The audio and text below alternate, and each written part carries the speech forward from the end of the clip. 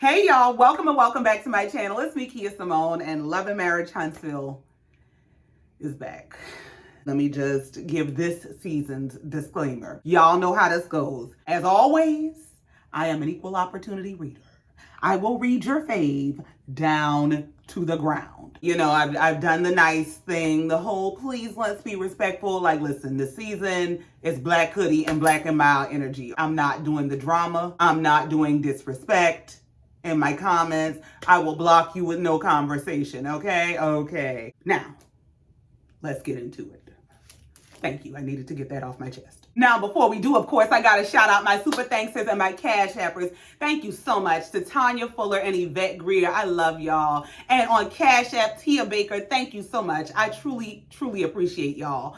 Now, child, let's get into it.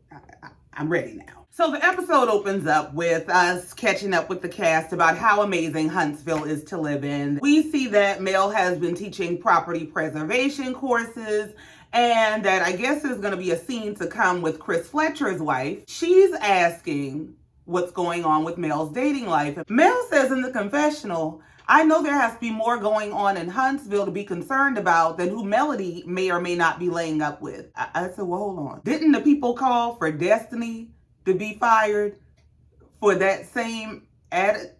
I'm just keep going because we just got started and y'all gonna be already see how you started. But that's how they started. We see that they must have got Sheree's coins together because Sheree is going to be making an appearance. It looks like her and Tiffany are going to be having some conversation where Tiffany is going to be asking Sheree, does she think Martell is completely over Mel? Meanwhile, Martell is still in counseling and trying to figure out how to be in relationship with himself, much less with Sheree. Kimmy looks like she's doing well and is coming to the end of her chemotherapy treatments, but she is still in the middle of the Maurice and Kiowa fight. It looks like now they're about to be fighting over Kimmy's right to discipline Maurice Jr. Marceau is going to be expanding he and Tisha's business and adding people to it, but Tisha ain't included in the process.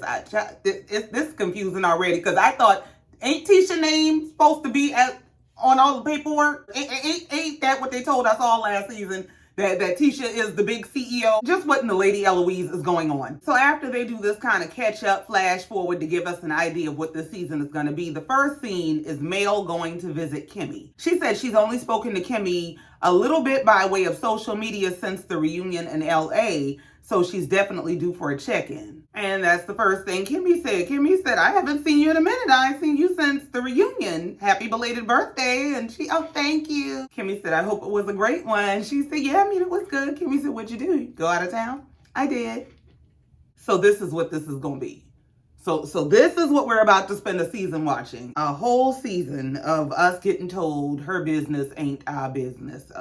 She said in the confessional, Kimmy asking about her birthday and her Vegas trip. She is being a little coy about it because that's her personal business. But so what business is okay to share on the show? I don't understand. And is Kimmy her friend or is Kimmy not her friend? Because, I mean, you ain't checking on the lady when she's sick. The lady don't have the privilege to ask you about your birthday, a trip you took, or not, like, what is this? Mel said in the confessional, whether or not I'm seeing someone at this point in my life is neither here nor there. I said, all right, well, then what's good for the goose is good for the gander. So I don't want to hear every another male fan say a single mumbling word by Destiny don't want to share her relationship because we've heard Kimmy tell us on the reunion that they had a whole meeting about not letting us know that Maurice don't come home. And Mel just sat and told us in the confessional to our face, my business ain't your business. So if we're accepting that standard, we're going to have to accept that across the board, okay? Okay. Well, since we can't talk about her business, Kimmy starts talking about hers. Kimmy said she was just talking to Maurice about the fact that she wanted to go on a trip anywhere because he seems to be in some sort of a funk. He said, well, he ain't in no funk.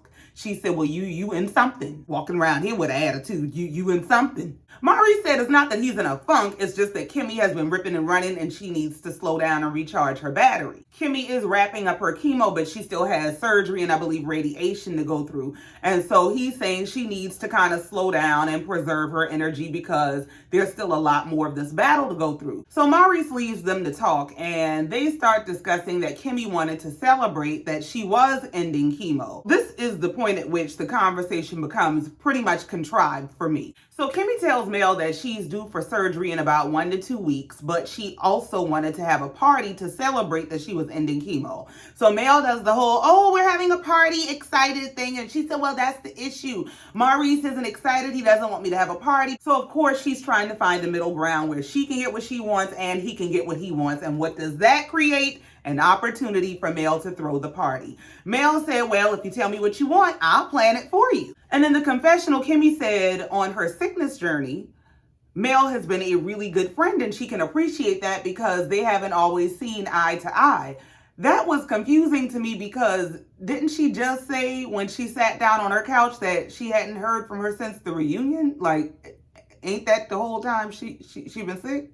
I mean, things are just not making sense. They're not connecting. They're not adding up for me. It's giving, we're creating a storyline. Kimmy goes on to explain to Mel that the elephant in the room is that I want to invite everybody. And I don't want you to feel some type of way inviting everybody and planning a party for everybody when you don't really like nobody. Kimmy said, as far as I was concerned, things were the way that they were left in LA. Mel said, well, I mean, now if it were my event, there's a whole lot of people that wouldn't make it on the list. But I mean, it ain't my event. It's your event and I'm just throwing it on your behalf. So Mel accepts her assignment. Kimmy tells her that she really appreciates it. She thinks it's really thoughtful of Mel. And Mel said this is going to be to celebrate that she is finishing chemo. Everybody's going to be on their best behavior. There's going to be no shade. And then she asked Kimmy, do you mind if I give this spill to everybody? See, that's problem number one. Kimmy don't have beef with everybody. So you don't have to give a whole spill about there's not going to be any shade, there's not going to be any beef, and we're going to be on our best behavior. You really don't have to give that spill. Inviting people to celebrate Kimmy. That's projecting the state of your own relationships with these people. Kimmy just kind of laughed like, here we go. Kimmy says sometimes that works and sometimes that doesn't work. And Mel decides, well, let's role play, let's practice, and then you can tell me if what I plan to do works. They come up with a satisfactory script and move on. So we move on to Martell, who is going to get a facial because he's noticed that he has bags under his eyes. It starts from he wanted to go to a professional to I love being touched. What? Martell, trust me, it's public knowledge that you love being touched. Why? He's talking about facials, massages, any kind of massages. I love to be touched by a woman. What? Martell, go touch a book. Study. Do something. Why do we need to know? While Martell is laying on the table bad and bougie, his mama comes stomping in just loud and hollering in these people's spot. Ma'am, she come in wanting to know what y'all doing to my boy. What he want done. Just what he want done. They touching him. Your boy usually volunteer for most of the positions he ends up in. And Martell's so damn rude.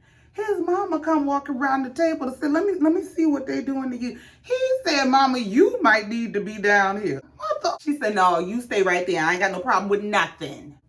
And the esthetician told her, you have beautiful skin. She said, thank you. I'm just thanking God for what I have because I'm going to be looking like this when I'm about 60. Martell said, mama, you are about 60. Mind business. Mind your business. No, I'm not. So just as she sits down, what do we get but a phone call from Sheree? Oh, isn't this perfect timing, girl?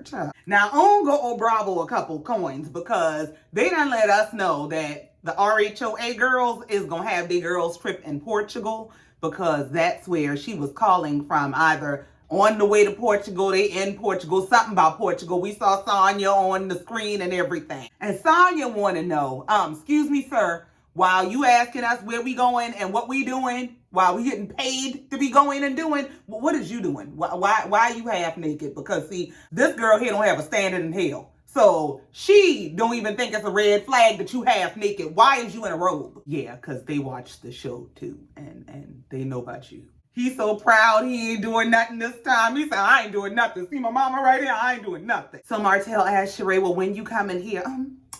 Whenever you want me to come. I said, oh yeah, they done got that contract and that check in order. Sheree said, I'm gonna get flued in again. You know, Sheree is an OG city girl. Martell said, yeah, you definitely getting flued in. You is a check and a half. You is definitely getting flued in. Martell said in the confessional that he and Sheree talk every day.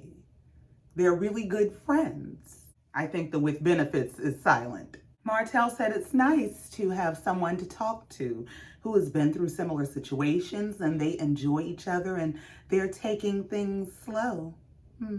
Flued in again don't sound too slow to me. So his mama changed the subject and she asked how things between him and her grandchurn mama. He said the relationship is up and down and it's difficult battling someone who was like your family.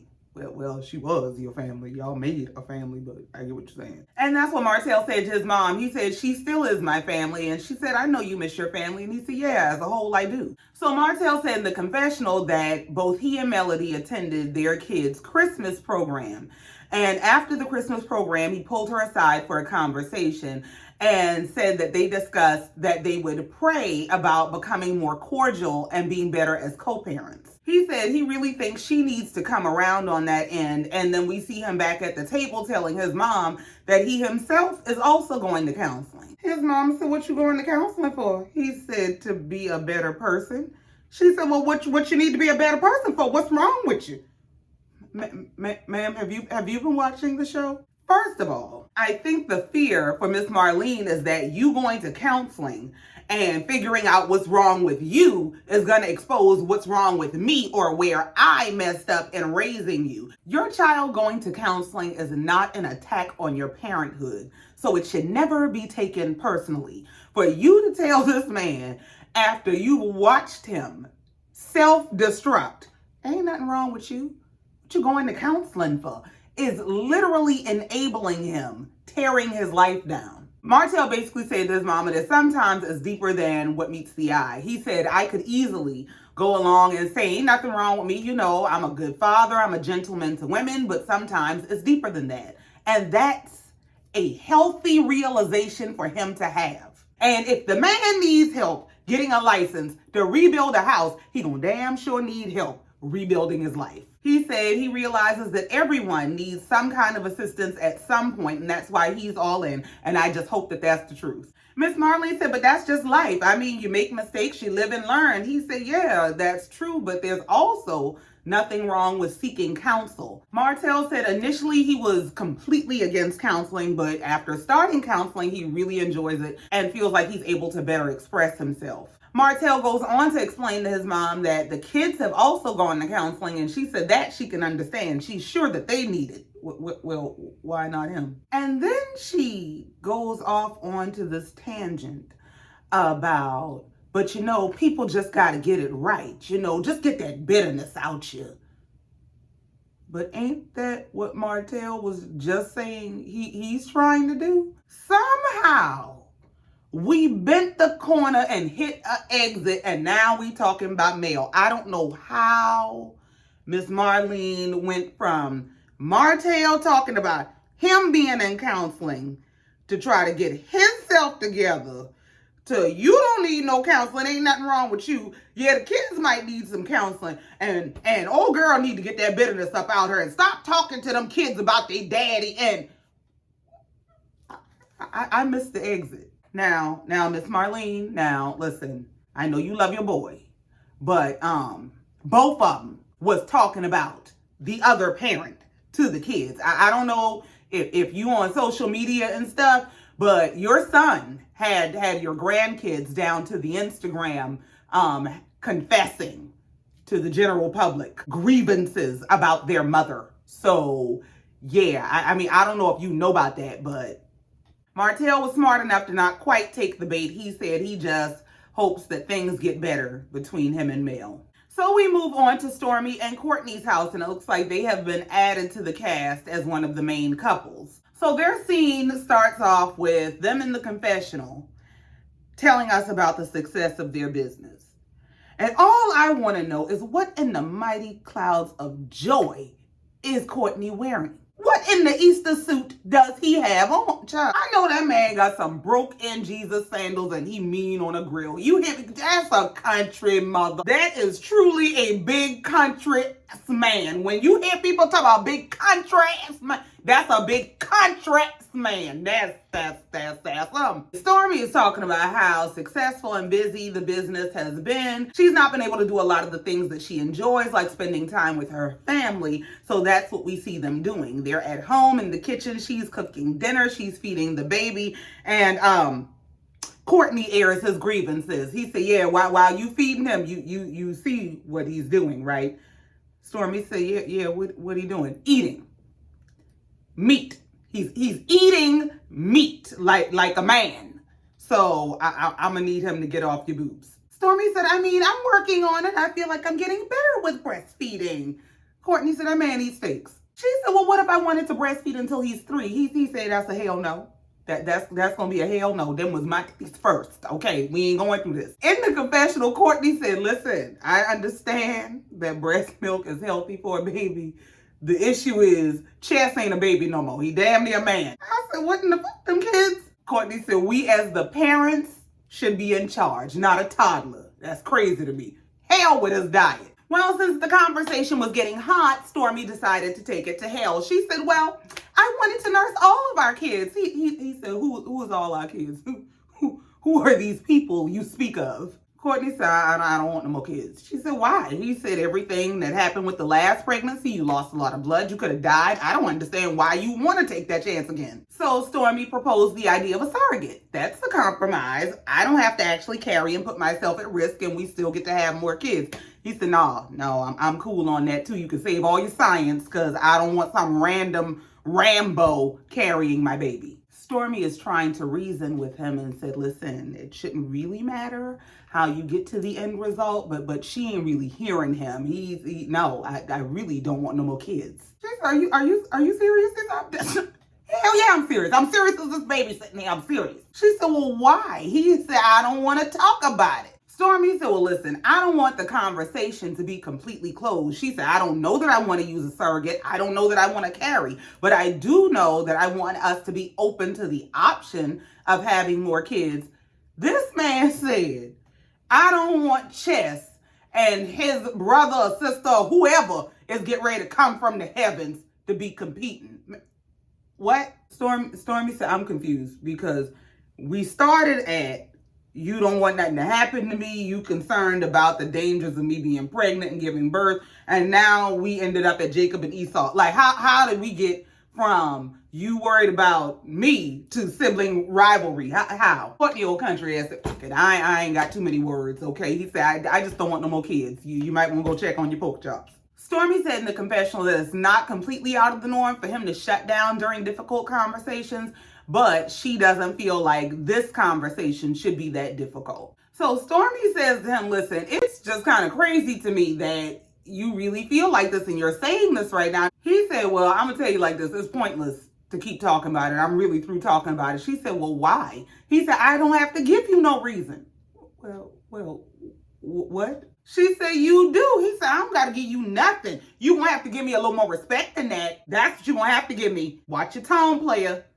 Watch your tone. So we move on and we see that Mel is at home with her kids. It's around the holidays and they are making hot chocolate. So they have fun doing that. And then she moves on to making the phone calls to invite everyone to Kimmy's party. So Mel is in the confessional saying how she is dreading making these phone calls. Like she's gonna do this because it's for Kimmy, but she's really not looking forward to this. Girl, you volunteered. She said, but fortunately, I have this trap phone, so they still won't have my number. What damn near 40-year-old is talking about, I got a trap phone? Girl. So the first person we see her call is Tiffany. That goes pretty smoothly. Mel says she's not looking forward to this call to Tisha because Tisha said she got a dark soul, and Tisha is equally unpleasantly surprised when she receives the call. She was shocked, but she agreed to show up. She called Stormy next, and she said, hey, this is Mel. Stormy said, who? She said, this is Mel. Who is this? Mel. What number is this? Is this your new number? She said, no, it's not. It's temporary. Just like y'all friendship. Stormy said she was shocked to get a phone call from Mel, especially coming from a number she doesn't know after not talking to her for months and her not really even speaking to her at the reunion. So she found it rather strange for her to be calling about, hey girl, you should come to Kimmy's party. Like, you know, we used to know each other. Well, after the shock settled in, Stormy said, well, I'll definitely be there in support of Kimmy. Well, next she called Martell, and you know Martell is with the shits. She called Martell. Hi, Martell, this is Mel. Martell said, Mel is in the confessional talking about how Martell is shocked to hear her voice on the phone because he doesn't get to hear her voice on the phone. So he needs to pull it together. It's okay. I'm only calling to give you time, date, and location for Kimmy's event. So she explains to Martell what the event is, and he said, all right, cool. Well, you want to explain to me about last night at this? What happened last night? Mel said, excuse me, what? Martell said, you know, about last night. Mel said in the confessional, here we go. This is about Martell wanting to discuss the prayer he asked me to pray. So Martell explains in the confessional that he asked Mel to say a prayer about them getting cool again and getting better as co-parents. And Mel said he wanted me to say a prayer about him getting another chance. Where is the lapse in communication? She said, now I prayed about some stuff, but that wasn't one of them. God been said go. Yeah. So if God been said go, I'm gonna need you to go from the subject. I'm gonna need you to leave the subject behind because I've said it and I'm gonna stand on it. If you are a woman of caliber and a man loses you, he gonna want you forever. You don't have to announce this. Every time you in front of a camera, you know he want me back. He want me to pray about us getting back together. It's stale. So Martell says, are you going to call me back about your prayer last night at 10? She said, Martell said, what? Why not? She said, well, listen, this was nice, but I have several calls to make, so bye. And bye is right, child. We go back to Stormy's house, but this time, Stormy is sitting down to talk to her mama. Stormy explained in the confessional that she's been having a hard time finding the right nanny for her child.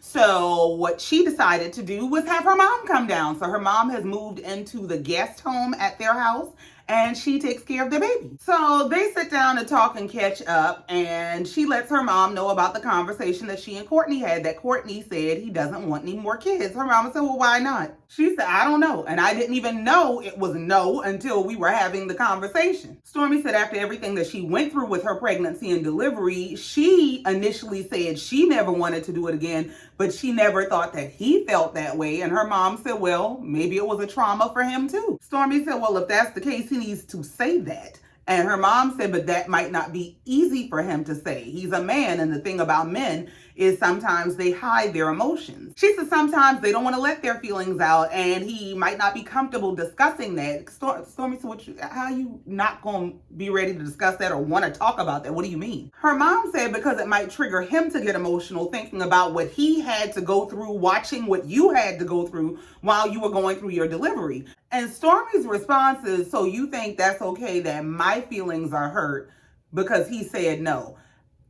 Now, I don't quite understand how she arrived at that. I don't know how she got, her mom was saying, oh, well, forget your feelings. I don't think she was trying to dismiss Stormy's feelings as much as she was trying to help Stormy understand her husband's feelings. And that maybe if I can help you understand where he's coming from, y'all can communicate and get on one accord and come to some sort of determination, which apparently they already have because Stormy is big and pregnant in her opening scene. And that's what her mom said. Her mom said, no, I'm just saying, I think that somewhere y'all have to compromise. Stormy said, well, I haven't even really made the decision about whether I want to carry or have a surrogate, but we can't even get that far because we can't get to a yes, we can do it to get to how we gonna do it. She said, we just stuck at that he don't want no more kids. And her mama said, he can come off that. And she said, that's what I said. Stormy said she wants a big family. And her mama said, well, tell him he won't be getting no more pound cake and he might change his mind. Listen. I think they really need to be having a discussion about the root of the why you don't want no more kids. Like, is it really about pregnancy and delivery, or do you truly not like doing this daddy? You don't want no more maternity, too expensive. Like, what is it? Stormy said, now, if it is the issue of all the trauma she experienced during her pregnancy and delivery, she never really considered that he might still be holding on to something she's gotten over. So then Stormy mentions to her mom that she thinks her mother is going to think it's weird if she uses a surrogate. And she said, no, I won't think it's weird. I mean, it's different. She said, but I mean, everybody don't have to like or agree with what you want to do. Stormy said, well, yeah, everybody just need to mind their business. How about that? Her mama said, girl, you just invited me in your business. She said, you're right, I did. And I won't do it again. Well, she said, I remember to keep my business to myself. Her mama said, well, you know your business is my business, right? Okay, well, see, that's where that came from. That right there is where that came from. Stormy said, no, it's not. She said, yes, it is. She said, no, it's not. Well, you know what? Maybe it is. Maybe it is, since you can't stay off the social medias fighting with all the people in my name. Miss Betty said, well, if I offended some folks, if I stepped on some toes, so be it. Stormy in the confessional says she loves her mother very much, but her mother does tend to be very outspoken, especially when it comes to her and her friends. She said growing up, her mom never liked any of her friends and now is no different, except that now we got this thing called the internet and her mom likes to be on it and she wants her to get off. And that right there is why I don't allow my mom on the internet. Come on off that Facebook right now. Come on off it. So, of course, they show clips of the statuses, comments, tweets that were made that generated a whole battle between Stormy's mama and Mel's fans. Her mom had commented on some status about, do you think Mel really likes Stormy? And Mel had tweeted or posted a status somewhere saying that someone was recording conversations and sharing her conversations and she couldn't trust nobody. And Stormy's mama tweeted back that, yeah, you using the same little tactics you used with Destiny, distorting the truth to have an issue with someone. Stormy said she realizes her mama don't mean no harm, but she's doing more harm than good. And before she discovered the internet, she used to read a lot. She was an avid reader, and I want her to get back to the reading rainbow. Please, go read a book. So Stormy is explaining to her mom that you doing what you do on social media puts me in position to have beef with these people over here. Her mom said, well, number one, it shouldn't be, because what I say is what I say. That ain't got nothing to do with you. I mean, my name is Betty, yours is Stormy. Didn't it say my name? Furthermore, my goal is to protect my child at all costs. Now, ain't in me to just be letting ride. I ain't built like that. So yeah, when I see something, I'm going to say something. And I'm not going to say sorry, because you know that's something I don't do. Stormy said, yeah, but the way you do what you do on social media makes it look like you're me. Like you move it on my behalf. She said, no, it don't, because they my words. I'm doing this on my behalf. Ain't got nothing to do with you. Her mama said, well, how do you feel about it? She said, about what? She said, you and Mel. Stormy is just staring at her like, I don't you start this shit. She said, are y'all friends? That's that tell me I was wrong tone. That's that when your mama done told you some shit and you was talking shit to me. Remember when I was telling you about him? And yeah. Now y'all friends? Stormy kind of gave this very uncomfortable chuckle. She said, you so silly. Why would you ask me that? Her mama said, I'm serious. Because when I first met Mel, I didn't like the energy. And I've been feeding off of that ever since. Stormy said, well, I don't know. As far as I'm concerned, I always thought we were developing a relationship. But for me, friendship is about consistency.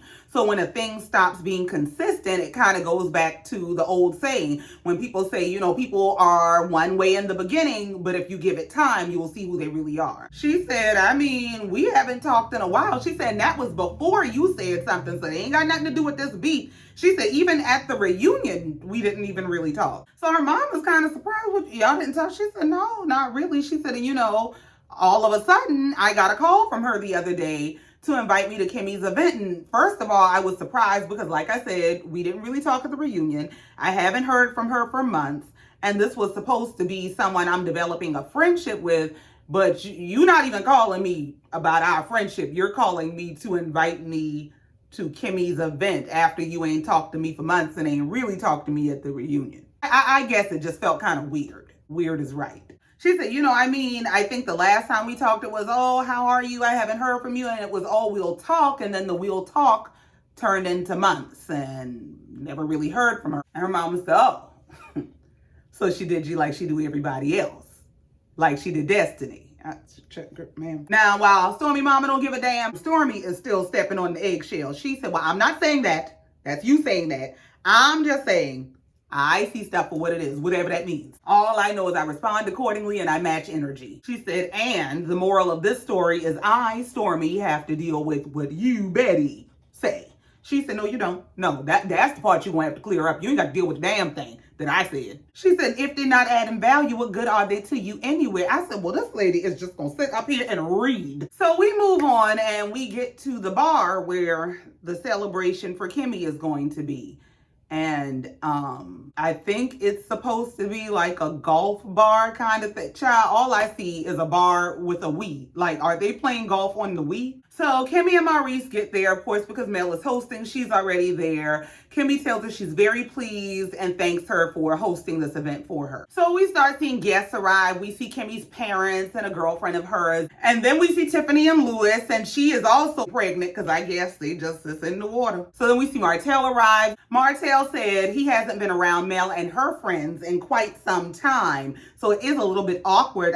Well, ain't these your same damn friends? He said, but he is looking forward to talking to her about the prayer that she didn't want to talk about over the phone. Now, y'all, you just about to go tear up these people damn event. If y'all can't talk about it on the phone, why is you going to this lady to talk about it at these people's bar where y'all got alcohol and glass? Pray for yourself by yourself and leave us alone. Then we see Tisha and Marceau arrive. And let me tell you something about Tisha and Marceau. One damn thing they're going to do is look like they're going to two different places. Now, listen, I understand, Tisha. I ain't gonna tell you no word of lie. I do, because I'm an overdresser myself, bitch. I will show up to the bar in sequence. But they look like Pepto-Bismol and tomato paste. They don't go together. He got on a pink sweatshirt and a pink Scully, and she got on a red jumpsuit with some shoulder pads to hell and a big pink scarf around her neck. Where the hell did they tell you y'all was going? Even Kimmy said, hey girl, you do know the color theme was a touch of pink, but you got on a whole lot of red. Well, the pink was for you, the red was for Mel. This was war colors. We beefing. Red meat. Tisha said in the confessional, Mel and I are very clear on how we feel about each other, and I left everything I had to say on the stage at the reunion, puppets and all. She said, I'm here to support Kimmy and have a good time. Now, what else is going on? So then we see Stormy and Courtney arrive, and Stormy said when I got there, everybody was just, hey girl, how you doing? Everybody's just kicking it like we hang out all the time, and it was weird, and I don't do a whole lot of fake shit. So yeah, I'm just kind of chilling. So then we see Martell in the corner trying to spark a conversation with his ex-wife. He said, oh, so how the kids doing? She said, they good. What they up to? Playing. He said, your prayer? She said, huh? Your prayer? Mel said in the confessional, this is typical Martell. I mean, we're here to celebrate Kimmy and all she's going through and overcoming, and you want to press me about a prayer? She said, I'm not here to talk about that or us. And I mean, I agreed to do it, but that was only to appease him at the moment. I was not about to waste the Lord's time praying about me and Martell getting back together. He already delivered me from the lion's den. God been said go. Well, I don't think he told you need to take your mind with you, because your mind is stuck in this place of needing to prove that this man wants you back. As soon as you snatch your validation back from him, you might be all right. The thing is, if Martell is the man that Mel says he is, it's not a flex that he wants you back. That's not the kind of man you want to be wanting you. That ain't who you bragging about. Want you. We know that's to be expected. That ain't to be bragged on. So inside the bar, as they're having this conversation, Mel said, I mean, I know you wanted us to pray at the same time and stuff. He said, well, I mean, I did. She said, oh, you prayed? He said, yeah, I did. She said, oh, I forgot about the prayer. He said, why are you doing me like that? I said, here we go. Here we go. All it takes is a little brown liquor and a why you doing me like that to turn a party out. Martell is in the confessional saying, I just wanted her to pray about us being better co-parents and getting along better. I mean, I'm the father of her 4 children. Well, here's the thing. You can't force this woman to come into cooperation and submission and prayer with you. You cannot force that. If there's something that you need from God, you need to go to God yourself. But just leave this lady alone about praying about any level of y'all's relationship. If she doesn't see anything wrong with what's going on in y'all's relationship and she don't want to pray for it, leave that lady alone. You go pray and you let God correct what needs to be corrected. Martell said, because we have these 4 kids together, we should never be in a negative place, especially when I'm not